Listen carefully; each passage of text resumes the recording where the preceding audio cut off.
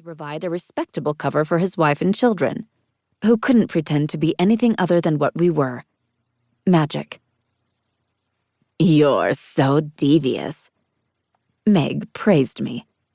"How did God cram your feral soul into a witch's body?" "I was meant to be a warg," I agreed.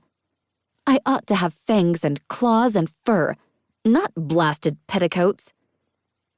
Meg, the lucky devil, wore her hair cut short and dressed as a boy every day. A wealthy boy. An entitled boy.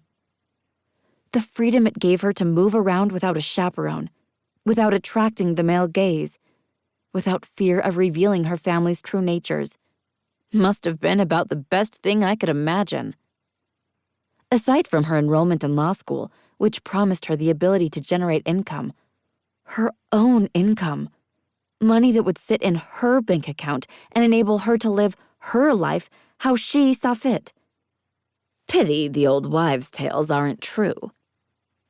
Meg stripped me out of my gown with disconcerting ease, leaving me to wonder what other freedom she partook of as a boy. "I would bite you in a heartbeat." "We could run away together." I clutched her hands. "Can you imagine? Live as wolves, howl at the moon, hunt for our food, bite any hand that would tame us." It was our oldest dream, first dreamt when we were children, and it had never lost its appeal. You would never leave your pack. I forced myself to admit the truth. You would never leave school. Meg wishes she could run, but I built Charles Beanington from scratch. Meg gestured to herself. He has a life in town and obligations. She released me. Besides, you're safer here, with your family. As a white witch, I'd had a nemesis from birth, the Black Witch. White witches had little in the way of power, for the most part, but some bloodlines, like Mama's, were potent. For that reason, Black witches hunted us, ripped out our hearts, and ate them to devour our magic. My coven was lucky. No, that wasn't it. My coven was cautious. We hadn't been hunted in my lifetime, and Papa aimed to keep it that way. Hurry up. I fussed at her, eager to change the subject. Before John gets home.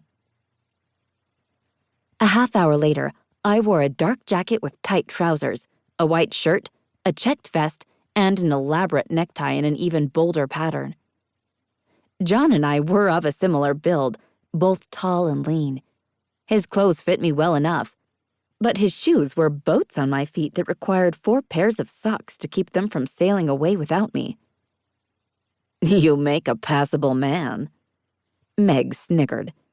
Your breasts and John's are of a size.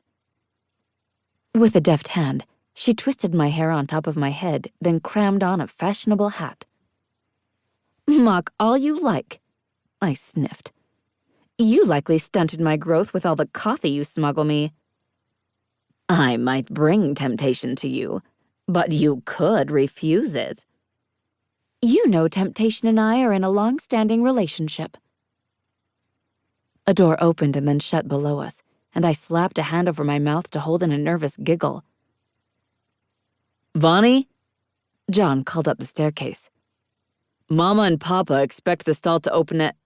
I'm aware, I yelled back, ladylike as you please. Thank you for the reminder, brother dear. After the tea slipped past my lips, I bit my tongue, but it was too late. What are you up to, Howl? The use of my childhood nickname, all Meg's fault, by the way, warned me against doing whatever I was about to do. Nothing, I swore with impressive vehemence. What are you implying? You never call me brother dear, except as a reminder that you love me before you do something dreadful. He hesitated. That I will usually be blamed for. The heavy thud of his feet on the stairs set my heart racing. The back stairs. Meg shoved me out into the hall. The servants' quarters.